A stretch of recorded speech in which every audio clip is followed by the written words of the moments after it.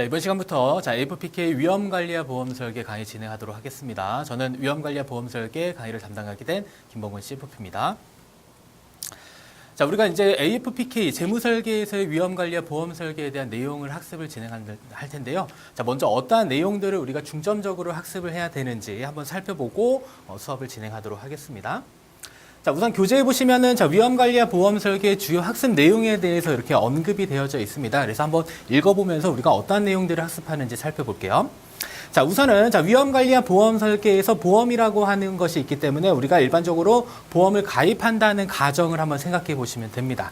그래서 보험을 가입한다고 가정한다면 자, 우선 어떠한 위험이 있는지에 대해서 알아보는 게 위험의 기본 개념에 대해서 한번 살펴볼 거고요. 자, 그 다음에 위험의 기본 개념을 살펴봤으면 이러한 위험을 어떻게 처리해야 되는지 이 처리 방안에 대한 게 바로 위험 관리가 되겠습니다. 자, 그러면 위험 관리를 위해서 내가 만약 보험에 가입한다라고 하면 보험이라고 하는 것은 계약의 요소가 있기 때문에 보험 계약은 어떠한 요소를 가지고 있는지 그래서 보험 계약과 관련된 내용들 살펴보겠고 또한 다양한 보험 상품들이 있는데 내가 어떠한 보험 상품에 가입을 해야 되는지 주요 상품에 대해서도 우리가 공부를 진행하게 됩니다. 또한 보험을 선택하고 어떠한 상품을 가입하고자 했는데 그러면 이것을 어디에서 가입해야 되는지 이것은 이제 유통 채널이라는 표현을 사용하고 있고요. 또한 보험료와 보험금에 대해서는 세제 혜택이 부과됩니다. 그래서 납입 단계에서는 세액공제가 되는 상품들도 있고 그 다음에 인출 단계에서는 과세가 되고 혹은 비과세가 되는 이러한 보험 세제에 대해서도 우리가 학습을 진행합니다. 그래서 전체적으로 보시면 위험의 기본 개념, 그 다음에 위험 관리 방법에 대한 부분, 그 다음에 보험 계약의 요소, 그 다음에 보험 상품, 그 다음에 보험의 유통 채널과 보험 세제 해가지고 이러한 내용들을 우리가 어디서 배운다? AFPK의 위험 관리와 보험 설계의 주요 내용이 된다. 그래서 이러한 부분들을 학습한다라고 생각하시면서 여러분들이 공부를 진행해 주시면 되겠습니다. 자, 그러면 전체적으로 목차를 한번 살펴볼 텐데 크게 5개의 장으로 구성이 되어져 있습니다. 그래서 전체 5개의 장 중에서 전체 30문항이 출제된다. 그래서 출제 문항수가 좀 많은 편이다라고 보시면 되겠고요.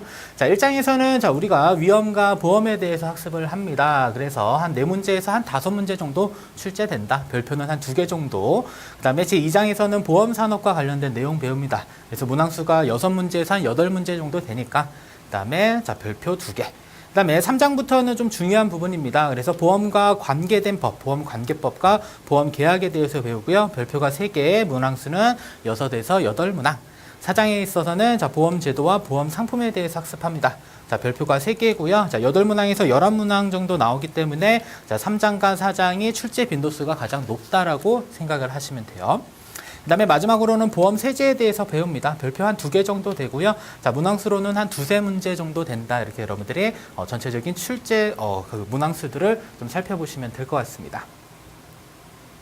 자, 그러면 먼저 살펴볼 것은 제1장의 위험과 보험 중에 먼저 제1절의 위험과 위험관리에 대해서 한번 살펴보도록 하겠습니다. 자, 여러분들 교재 맨 앞에 보시면 우리가 본절에서 어떠한 내용들을 배우는지에 대해서 언급이 항상 되어져 있기 때문에 해당 내용을 읽고요. 내가 이러한 내용을 중점적으로 공부를 해야겠다라는 부분 반드시 살펴보고 학습을 진행하시면 됩니다.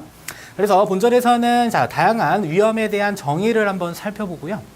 그 다음에 보험제도의 운영과 밀접한 관련을 갖는 손인, 그 다음에 위태, 그 다음에 손실과 같은 위험의 유사 개념에 대해서 이제 설명을 합니다. 또한 다양한 관점에서의 위험의 유형을 한번 분류해 보고요. 그 다음에 보험이 대상이 되는 순수 위험. 그래서 순수 위험이라고 하는 것은 인적 위험, 재산 위험, 배상 책임 위험이라고 해요. 또한 보험의 대상이 되는 위험을 용어로서는 부보 가능한 위험이라는 표현을 좀 사용하니까요. 여러분들 용어에 좀 중점적으로 좀 학습도 해줄 필요가 있습니다. 또한 위험 관리 방법에 대한 내용들도 우리가 학습을 하고요. 그래서 위험 관리 방법은 위험 통제와 위험 재무, 그 다음에 내부 위험 축소에 대한 부분들이 있고요. 끝으로는 위험 관리 프로세스. 우리가 배우고 있는 것은 현재 재무 설계에 관련된 내용들 배우고 있죠. 그래서 재무 설계 개론에서 6단계 프로세스에 대해서 배우셨을 텐데 위험 관리도 마찬가지로 6단계 위험 관리 프로세스가 존재합니다. 그래서 프로세스까지 같이 학습하는 부분이 되겠습니다. 자, 그러면 포인트 1번에 보시면 위험의 정의에 대해서 이제 언급이 되어져 있고요. 별표는 1개 정도가 되겠습니다. 그래서 일반적으로 위험은 원하지 않은 결과를 불러일으킬 수 있는 가능성, 그래서 원치 않은 결과다라고 생각하시면 되겠고요. 두 번째로는 불확실하고 불예측적인 상황. 자, 세 번째는 기대하거나 바라는 바람직한 결과와 반대되는 좀 다소 부정적인 언어들을 표현을 하고 있습니다. 그래서 반대되는 결과가 발생할 수 있는 가능성. 그다음에 네 번째는 자, 손실 발생에 관한 불확실성. 그다음에 미래 결과에 대한 변동성, 손실의 기회. 또한 주어진 상황 하에서 가능한 결과의 변동성. 그다음에 손실이 발생할 수 있는 가능성. 자, 그러면 키워드만 한번 보고 살펴보면 자, 위험이라고 하는 것은 일단은 불예측적인 상황에 대한 부분, 그다음에 불확실성, 그다음에 변동성에 대한 내용들이 주로 다룬다. 그래서 좀 다소 좀 우리가 위험이라고 생각하면 부정적인 요소가 좀 속해 있다. 이렇게 생각을 하실 수도 있습니다. 자, 두 번째로는 자, 보험과 위험인데요. 자, 여기서 살펴볼 것은 자, 위험의 정도를 측정하는 방법에서 네 가지에 대해서 설명을 하고 있습니다. 그래서 먼저 보시면 자, 손실 발생 가능성. 그래서 손실 발생 가능성, 자, 확률로 표현할 수 있겠고요. 자, 확률이 높은 것이 더 위험하다라고 설명을 하고 있네요. 그래서 아래 표에 보시면 구분에 주택 화재와 교통사고 두 가지로 나눠 놓고 있고요. 자, 손실 발생 가능성, 확률에 대한 부분이겠죠.